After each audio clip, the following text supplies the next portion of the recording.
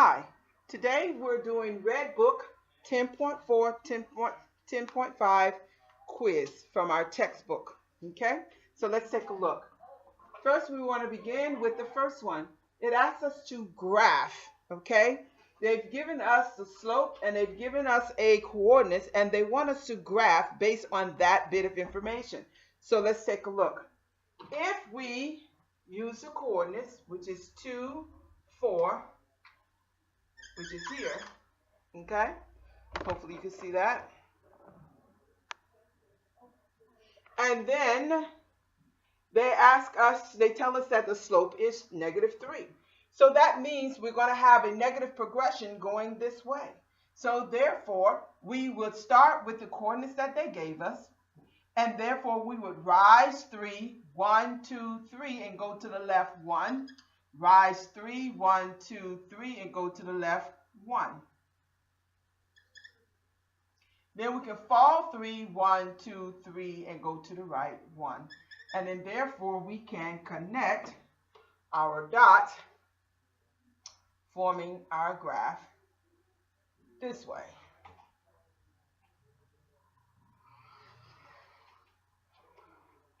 And that should be our number 1. Okay, let me just verify that because I don't quite remember it looking that way. Give me 1 second, please.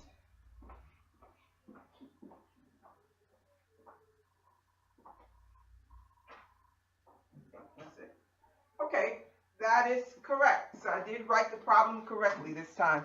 Sometimes I write the problem incorrectly. All right, so let's look at the second one. The second one, we're going to use red.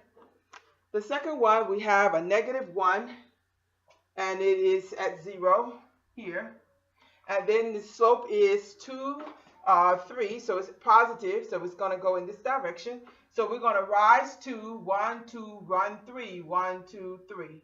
Rise 2, 1, 2, run 3, 1, 2, 3. Then we can go here, fall 2, 1, 2, and run 1, 2, 3. And therefore we can connect our graph this way, okay? And that's number 2. So this is number 1 and this is number 2. Okay?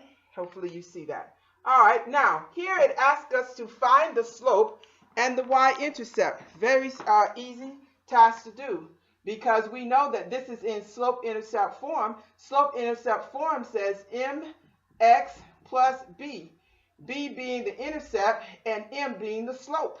So therefore, we understand that this would be our slope, this would be our intercept.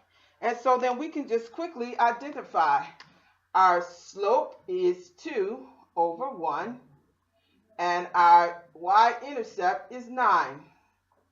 Okay, our slope here is -5 over 1, and our y-intercept is 4. Here, our slope is 3 over 5, and our y-intercept is -6. Here, it's not in slope form. We must put it in slope form. Okay, so we're going to use this space down here as our working space, and we're going to put it in slope form. Okay, so I'm just going to adjust the camera just a bit. All right, now here we are. We have 3x minus y equals 8. All right, if we put the 3x on both sides, moving it over, so that this is canceled, so -y is equal to 8 minus 3x. Now we cannot have a negative variable, so we divide it by -1, divide by -1 over here, and therefore y is equal to -8 and a positive 3x, so therefore it should look a little like this, 3x minus 8. So with that in mind, our slope here is 3, and our y-intercept is -8. All right, we're going to use this space again for this one. Okay, we have 2x plus 8y equals 16. We're going to move the negative by taking our 2x over. All right, we're left with 8y is equal to 16 minus 2x. We need to get rid of our 8 here by dividing by 8, dividing by 8. And therefore, y is equal to 16 divided by 8 is 2. And this is now 2 over 8 is actually 1/4 x. Okay? And so therefore, let's write it in slope form. So we have 1/4 x negative and plus a 2. All right, so therefore we know that this is our y-intercept. Y is going to be equal to 2, and our slope is going to be negative 1/4. Okay, let's work on some more here. Here we're going to isolate y. All right, we're going to move our 4x over. Here we have a negative 3y is equal to 15 minus 4x. Then we're going to divide by negative 3, everything. Y is equal to 15 divided by negative 3, give us a negative 5. And negative 4 divided by negative 3 is going to give us a positive 4/3x. All right, let's put it in slope form with our slope first. Minus 5, and so we know that y is going to be negative 5, and our slope is going to be 4/3. That's our slope. All right, now here, let's give ourselves a little more room so we can see. All right, on numbers 10, 11, and 12, they ask us to graph. Well, let's look at the information that they gave us. They gave us a slope here, which is negative 1/1, and they gave us an intercept here, which is positive 2. And we can use that information to graph, okay? So let's take a look at it. Oh, I forgot to do number 3, so I'll come back to number 3, okay? I apologize for the cross up there. Let's look at number 10.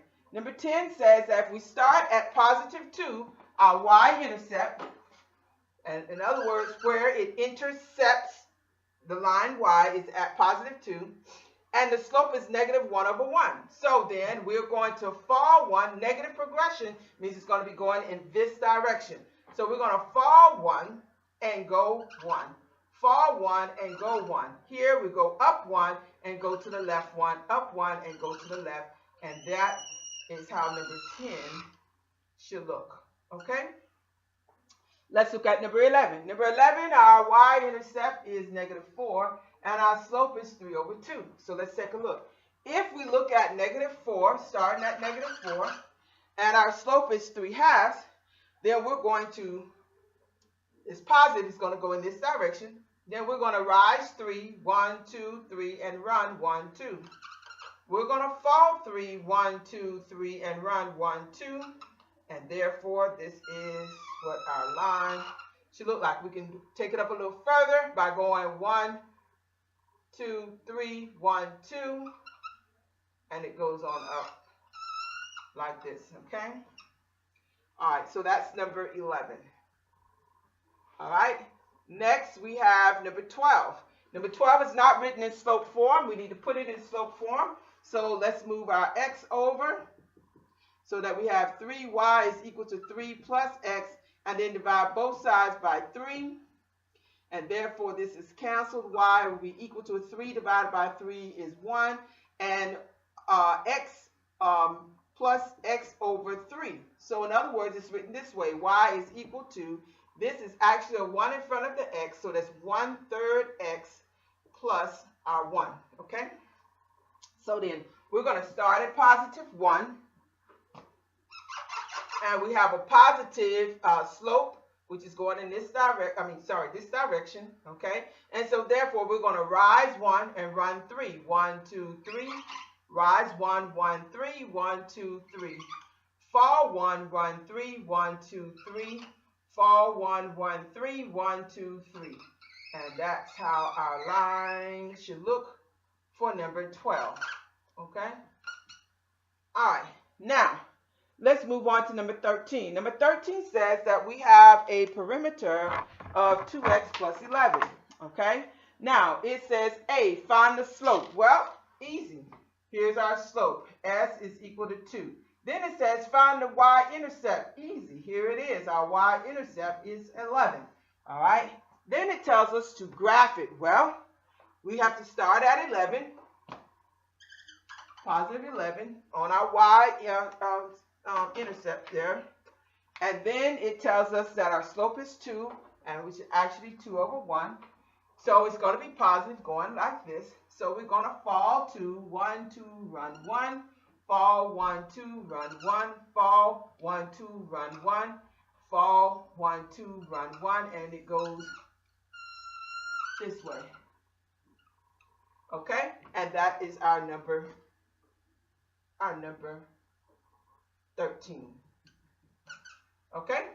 Now, from there, we've graphed it. So now let's look at the C. It says, can we, using this perimeter formula, can we have a rectangle with a perimeter of 9 units? Now remember, the perimeter will have a total of 9 units.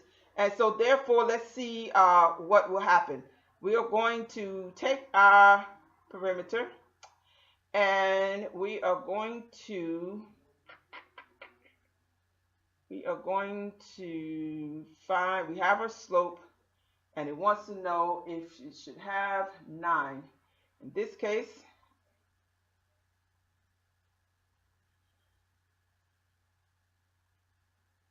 the answer is no. And the reason it is no is because, give me a second here. I had it all in my head and I forgot it just that fast.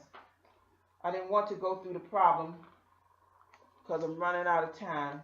Let me do 14 for you right quick and then I'll come back and do 15, okay? All right, so let's do number 14. They ask us to look at the ramp, okay? When we look at the ramp of the, and I need to go back and do 3. Ooh, time. Let's do the ramp, and I'll do the perimeter in class tomorrow, okay? All right, I wanted to quickly explain that one. So here we go. If the ramp is like this, so number 14,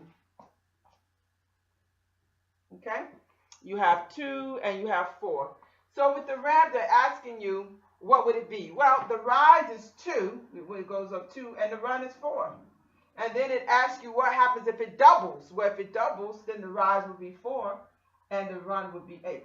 Okay, simplified, this would be 1/4, and this will be, simplified would be 1/2, and this will be 1/2. And so that way you end up having that quickly taken care of. It says, yeah, the length, if the length is double, not the top. So let's just double the length, which is 8, and leave the top, which is 2.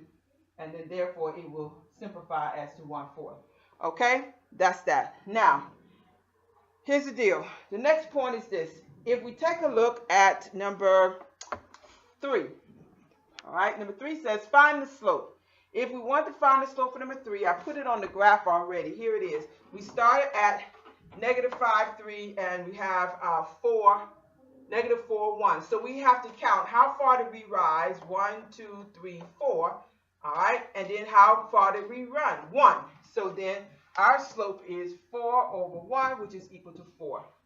Okay, and that's how that goes. Now, from there, let's take a look at how we would do the rest. So on number, let me quickly explain this one.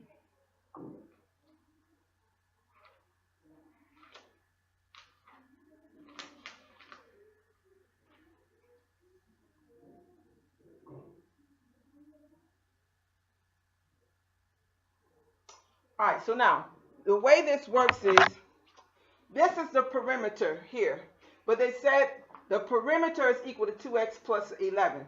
So they ask you, well, what happens if the perimeter is 9? So then let's plug it in. Let's take the formula and let's make the perimeter equal 9, all right? So it would be 9 is equal to 2x plus 11, okay? And that's how that would be. So when we do that, we would take it from both sides. We put the -11, and therefore we would have -2 here equals to 2x. Divide both sides by 2, x would be equal to a -1. Well, you can't have a perimeter that is a negative value. It would have to be a positive value, so on, because it would cause the perimeter, the shape, to go below the x All right, so we cannot have a negative sum for a total of a perimeter. Okay, you can't have a negative value. Bye.